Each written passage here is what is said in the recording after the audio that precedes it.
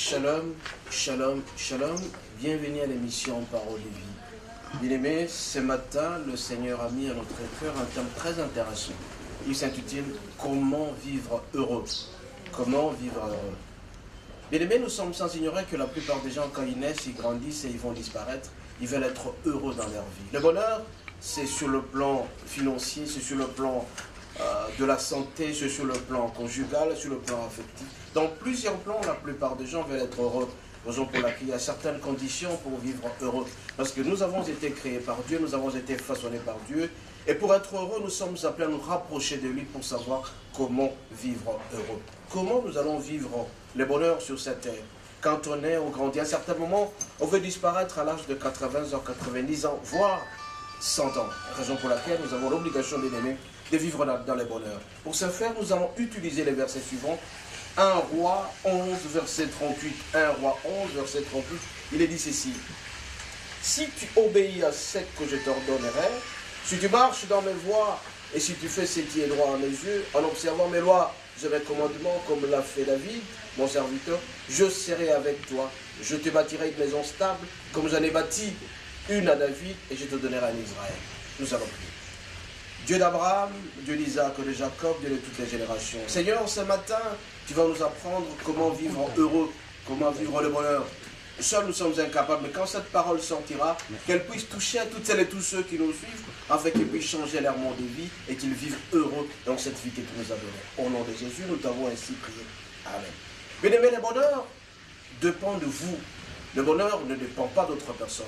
Comment tu vas te comporter, comment tu vas vivre. Et si donc, en lisant 1 Roi 11, verset 38, il y a certaines conditions pour vivre le bonheur. La première condition, bien aimé, c'est qu'il faut respecter les ordonnances du Seigneur. Les ordonnances du Seigneur sont mises dans ce qu'on appelle le commandement que Moïse a reçu au mont Sinaï. C'est un nombre de 10. Il y a entre autres, tu dois aimer ton Dieu de tout ton cœur, de toute ton âme. Tu dois aimer Dieu plus que toi-même. Tu dois faire en sorte que le Seigneur habite en toi, sincèrement. Et en plus de cela, il y a ne commettez pas l'impudicité, ne volez pas, ne violez pas, ne commettez pas. Tout ça, ça se trouve dans le commandement du Seigneur. Le Seigneur nous dit ici, pour que tu vives heureux, tu dois respecter mes ordonnances. Tu dois marcher dans mes voies. Quelles sont les voies? Les voies de Dieu, c'est que ce sont les voies qui nous amènent vers la crainte du Seigneur. Quand tu crains Dieu, mon bien-aimé, tu vas réaliser que ta vie sera heureuse. Tu veux être heureux, tu veux vivre dans le bonheur. Apprends à craindre Dieu. La crainte du Seigneur, le commandement de la sagesse. La crainte de Dieu, c'est doit dire quoi? Ça dit, chaque fois que tu veux poser un acte, tu te poses la question, est-ce que le Seigneur sera content de ce que je veux faire? Voilà un peu la crainte du Seigneur. Tu vas te poser la question, la vie que je mène, est-ce que cette vie plaît à mon Dieu? Est-ce que Dieu sera heureux dans ce que je fais? Vous allez vous rappeler, bien-aimés, et quand Christ était de passage, il a rencontré 10 lépreux, et ils ont crié, nous sommes malheureux, nous sommes dans la maladie, viens auprès de nous, notre Dieu, pour nous guérir. Et le Seigneur a dit tout simplement, allez auprès des sacrificateurs, allez vous montrer. Ils ont obéi à ce que le Seigneur leur a dit. C'est-à-dire qu'ils ont obéi à la parole. Donc si tu obéis à la parole de Dieu, tu seras heureux dans ta vie. Est-ce que toi tu obéis à la parole de Dieu? C'est vrai que les commandements sont très difficiles.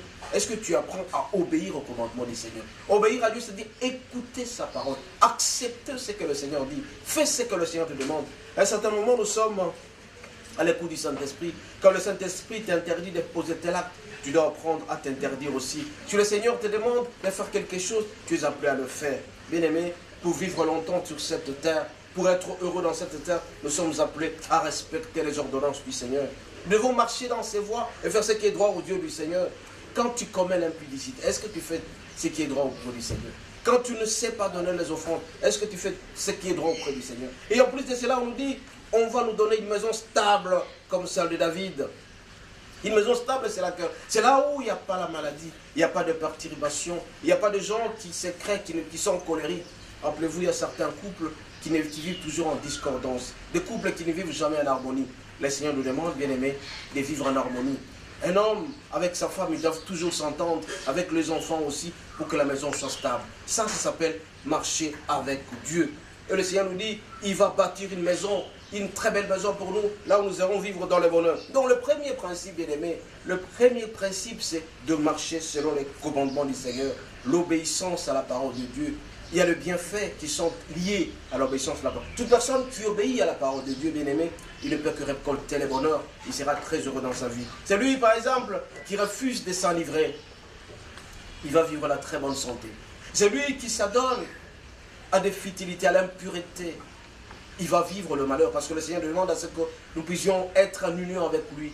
Mais par contre, il y a des gens qui sont en union avec des prostituées. Quand vous êtes en union avec les prostituées, bien aimés, soyez sûr et certain que tous les démons vous seront transmis et vous allez vivre les perturbations dans votre vie.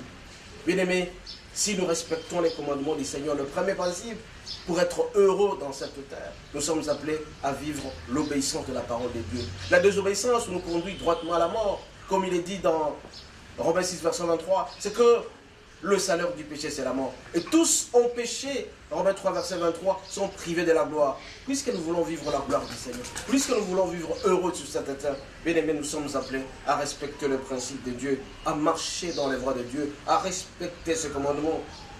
Deuxième point, bien aimé, pour être heureux sur cette vie, nous devons éviter certaines comparaisons néfastes. Il y a des gens qui vivent sur cette terre en train de se comparer aux autres. Ils disent par exemple que nous sommes venus accompagner telle personne. Nous ne sommes pas bien. Il faut éviter de faire ça. Les comparaisons nous mènent droitement à la mort. Et pourtant, le Seigneur dit que notre bouche a le pouvoir de vie. Et la langue a le pouvoir de la vie et de la mort. Tout ce que tu vas faire, tout ce que tu vas prophétiser, quand tu bénis régulièrement, tu seras béni à ton tour. Raison pour laquelle, bien aimé, notre bouche doit être utilisée uniquement pour la bénédiction des gens. Quand nous allons bénir, nous bénissons nos enfants, nous bénissons notre épouse, nous bénissons ceux qui nous entourent. Bien aimé, nous allons vivre dans la joie. Raison pour laquelle cette comparaison doit être positive. Donc, quand nous bénissons, nous serons bénis. Par contre, quand nous maudissons, quand nous parlons mal contre telle ou telle personne, soyons sûrs et certains, bien aimés, qu'on n'aura pas la bénédiction, on ne sera pas heureux sur cette terre. Troisième condition, bien aimé, pour être heureux sur cette terre, nous devons éviter l'orgueil. L'orgueil précède notre chute. Celui qui est orgueilleux, il ne sait pas faire en sorte que l'autre soit écouté. Il se prend pour lui-même, il n'est pas humble. Parce que le Seigneur dit que si vous êtes orgueilleux, vous allez résister à lui. Et à ce moment-là, vous allez droitement au mur. Mais par contre, avec l'humilité, celui qui s'humilie devant Dieu. Rappelez-vous, dans cette histoire même de 10 lépreux, ceux-là qui ont été guéris, ils étaient loin du Seigneur. Ils se sont dit, on ne peut pas s'approcher. Ils se sont humiliés parce qu'en Samarie, bien aimé, il n'avait pas le droit de rester à côté de Juif. Parce que le Juif était supérieur, il s'est considéré comme étant supérieur au Samaritain. Et alors, le Samaritain, quand il voulait demander un service auprès du Seigneur, ils étaient obligés, bien aimé, d'être loin. Donc ils étaient humbles, ces Samaritains. Le fait d'être humbles, ils ont vu Jésus de loin, ils ont crié, ils ont utilisé leur voix pour demander au Seigneur, et le Seigneur les a guéris, et les a bénis, et ils sont partis guéris dans la joie. Nous aussi, bien aimés, rappelons-nous que nous devons toujours être humbles. L'humilité précède la gloire. Tu veux avoir ta gloire, sois humble dans ta vie. Ce n'est pas toi qui connais tout. Il y a des gens qui sont appelés le monsieur, je sais tout. Même si on veut lui donner des conseils, il connaît tout. Raison pour laquelle nous devons avoir l'obligation bien aimé, d'être humble. Et quand nous sommes humbles, nous allons réussir complètement notre pari. Parce que le Seigneur nous aime et veut que nous puissions être heureux. Comment vivre heureux sur cette terre, bien aimé? Le principe de commandement, nous devons le respecter. L'obéissance à la parole, parce que la désobéissance nous conduira droitement à la mort. Deuxième lieu, bien aimé, les comparaisons néfastes nous amènent aussi droitement à la mort. Parce que celui qui est en nous est plus fort que celui qui est dans le monde. Nous devons faire en sorte que le Christ qui habite en nous puisse tout simplement grandir. Raison pour laquelle cette amitié avec Dieu, cette communion avec Dieu doit aller toujours crescendo. Quand tu vas aimer Dieu de plus en plus, tu vas marcher selon les voies du Seigneur et tu feras ce qui est droit aux yeux du Seigneur. Donc, bien aimés, observons les lois et commandements du Seigneur pour vivre les bonheurs. Observons tous ces commandements-là. Et quand nous allons respecter ces commandements, bien aimés, le bonheur va nous accompagner. Et quand le bonheur nous accompagnera, nous aurons la crainte du Seigneur. La parole de Dieu déclare la crainte de l'Éternel et le commencement de la sagesse. Et quand nous allons craindre Dieu, nous allons éviter de commettre ce qui peut nous salir. J'ai toujours appelé ici, bien aimé, les sortes de sanctification. Sanctification morale, sanctification physique et sanctification spirituelle. La plupart des gens ne savent pas vivre les différentes sanctifications. Parce que quand tu es sanctifié, bien aimé, tu te rapproches de plus en plus de Dieu. Le fait de te rapprocher de lui, il va aussi s'approcher de toi. Et à ce moment-là, tu vas vivre les bénédictions que tu cherches. Rappelez-vous, Abraham, à tout moment quand il s'est déplacé, il s'est rapproché du Christ. De même pour Jacob. Jacob a été l'homme le plus riche. Parce que tout simplement, il s'approchait du Christ et il faisait ce qui était droit aux yeux du Seigneur. Nous aussi, bien-aimés, pour que nous puissions être heureux, le Seigneur nous demande. Il nous commande donc de nous rapprocher de lui, d'être humbles. Et quand nous allons être humbles, bien-aimés, nous allons mériter toutes ces bénédictions. Les bénédictions dépendent de nous, notre Dieu. C'est Dieu qui nous dit, nos bénédictions dépendent de toi. Parce qu'au fur et à mesure que tu vas te rapprocher de Christ, Christ, lui aussi, viendra auprès de toi. Quatrième lieu, bien-aimé, nous devons imiter Christ qui est notre modèle.